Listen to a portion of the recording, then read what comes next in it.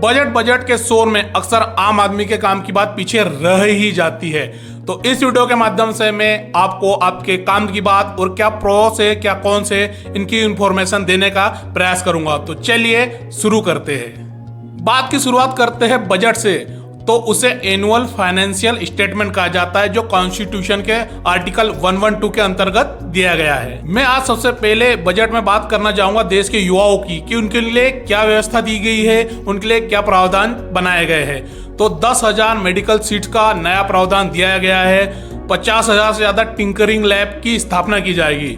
पर आज की डेट में देश ने नीट का स्कैम देखा है। आज की डेट में एसएससी में होने वाले स्कैम के बारे में भी लोग जानते हैं। रेलवे भर्ती में भी घोटाला चल रहा है और बहुत से घोटाले के बारे में आप जानते हो। क्या सरकार इस पे भी उतनी सख्ती से काम करेगी, ये सोचने वाला विषय है। आम आदमी के सबसे काम की बात आती है इनकम टैक्स। तो हाँ, 12 लाख तक की आय तक कोई इनकम टैक्स नहीं लगेगा। पर यहाँ सोचने वाली बात है कि साल के 12 लाख कमा कौन रहा है। ऐसे लोगों को शायद हम भी ढूंढ ही रहे हैं। और थोड़ा आगे बढ़े तो 24 लाख के ऊपर जो इनकम होगी उस पर 30% से ज्यादा टैक्स देना पड़ेगा। 30% का टैक्स स्लैब लागू हो जाएगा।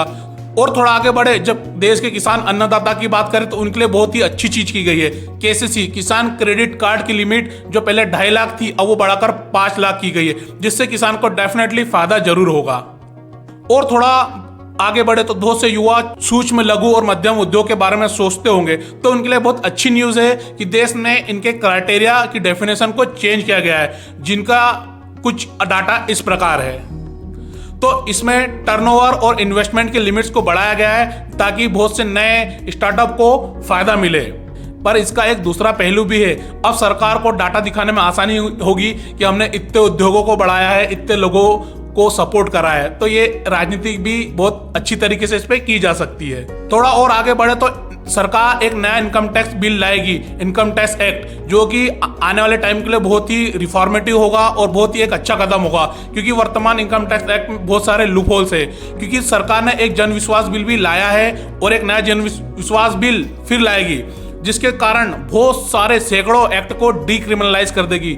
जहां अधिकारी या सरकार के कुछ लोग छोटे मोटे लूप होल्स और गलतियों के कारण आम आदमी और छोटे छोटे बिजनेसमैन को परेशान किया रखते थे।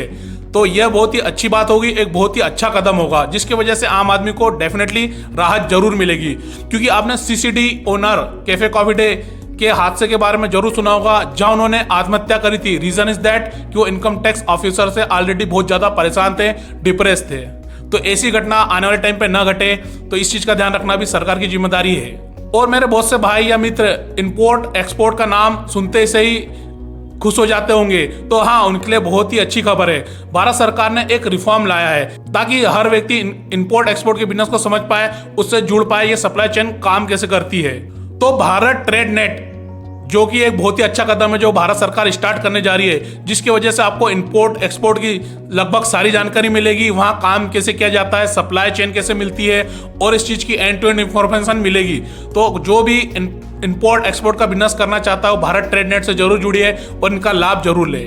और थोड़ा आगे बढ़े तो छोटे मोटे जिन्हें हम सेल्फ हेल्प ग्रुप कहते हैं, उनके लिए भी भारत सरकार ने बहुत अच्छा कदम उठाया है। इस बजट में उन्होंने ग्रामीण क्रेडिट स्कोर की घोषणा की है ताकि इनको परेशान न होना पड़े, बैंक के चक्कर न लगाना पड़े, और उन्होंने एक अच्छा अमाउंट का लोन सही टाइम पे जल्दी और आसानी से मिल पाए और वो सही तरीके से इस चीज का लाभ आगे भी अपने मेंबरों को पहुंचा पाए। तो ये बहुत ही सराहनीय और बहुत अच्छा स्टेप है, जो कि छोटे स्तर पर तो है पर कहीं ना कहीं हजारों लाखों करोड़ों लोगों की जिंदगी को छुएगा।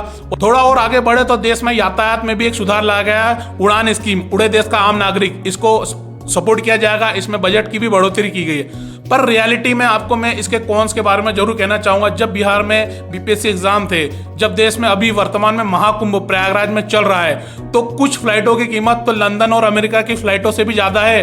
तो आम आदमी उड़ेगा या उड़ने की सिर्फ सोचता ही रहेगा। ये प्रयोग कब तक सफल होगा, ये तो क्वेश्चन मार्क है। इस चीज पे सरकार को बहुत अच्छे तरीके से सोचना चाहिए। थोड़ा और आगे बढ़े और बात कर जब हेल्थ सेक्टर की, तो डेफिनेटली उसमें बहुत ही सराहनीय स्टेप लिए गए। 36 से ज्यादा ड्रग्स को टैक्स फ्री किया गया, जो कि लाइफ सेविंग ड्रग थे। तो मैं ये मानता हूँ कि बहुत ही अच्छा कदम है। लाइफ सेविंग ड्रग्स को टैक्स फ्री होना ही चाहिए। और सरकार ने कहीं ना कहीं नए इनोवेशन और नए नए पेटेंटों के लिए भी बहुत सुविधा दी है, ताकि उनमें जो भी लोग अब आगे बढ़ेंगे उनको भी टैक्स एग्जेम्प्ट किया जाएगा, उनको भी सब्सिडी दी जाएगी। तो ये बहुत ही सराहनीय स्टेप है। और थोड़ा आगे बढ़े तो सरकार ने बहुत सारे रिफॉर्म करे हैं, दिस एंड दैट, जो हमेशा ही बजट में होते चले आए हैं, उनकी जरूरत भी है। फॉर एग्जाम्पल सबसे ज्यादा बजट का अलॉटमेंट कहाँ हुआ है तो वो डिफेंस सेक्टर है। हेल्थ एजुकेशन हमेशा एक पिछड़े ही है, एजुकेशन 5वें, हेल्थ 6वें नंबर पे आता है। तो इस चीज में भी सरकार को सोचना चाहिए। आप में से बहुत से लोग इस चीज को जानने के लिए आतुर होंगे कि आखिर सरकार के पास सबसे ज्यादा पैसा आता कहां से है। तो इसमें दो राय नहीं है, सबसे ज्यादा पैसा भारत सरकार पास बोरोइंग, बाहर से उधारी करके आता है। और दूसरे नंबर की बात करें तो इनकम टैक्स से अर्न करती है। और तीसरा कहीं जाके जीएसटी आता है। और थोड़ा आगे जब बात करें कि सबसे ज्यादा पैसा भारत सरकार पे कहां कर रही है, भारत सरकार का सबसे ज्यादा पैसा जा कहां रहा है, तो उसका सबसे बड़ा एग्जाम्पल आज की डेट में स्टेट शेयर, राज्य का हिस्सा उभर के आया है। क्योंकि कहीं ना कहीं वर्तमान में जो गवर्नमेंट आई वो कोएलिशन गवर्नमेंट है, तो कहीं ना कहीं उसके रुझान इस तरीके से दिखने तय थे। और जब दूसरे नंबर की बात करें तो अगर हमने सबसे ज्यादा उधारी ली है तो हमें उन्हें चुकाना भी पड़ेगा। तो दूसरा सबसे बड़ा शेयर जो जाता है वो उधारी को चुकाने के लिए जाता है। तो अंततः सिर्फ मैं यही कहना चाहूंगा कि बजट चाहे जो कुछ भी हो, मैं 5 से 7 सालों से बजट का बहुत अच्छे तरीके एनालिसिस करते आ रहा हूं, पर रियलिटी में जब बात आती है तो बजट का बहुत सा हिस्सा हवा में उड़ जाता है या इम्प्लीमेंट नहीं हो पाता है। गवर्नमेंट चाहे किसी भी पार्टी की हो, राजीव गांधी जी ने कहा था जब मैं 1 रुपया भेजता हूं तो धरातल पे 15 पैसे जाके लगते होंगे। तो रियलिटी में आज की डेट में भी परिवर्तन तो आया है, पर मेरा यही मानना है कि अगर सरकार 1 रुपये भेजे तो धरातल पर भी 1 रुपये लगे। बहुत से मीडिएटर, परसेंटेज या कट सिस्टम समाप्त होना चाहिए। क्योंकि जब बात बजट की आती है तो देश का नागरिक एक टकटकी लगा के देश की ओर देखता है कि उसके जीवन में बदलाव आएगा, बजट का असर उसकी जिंदगी पर दिखेगा।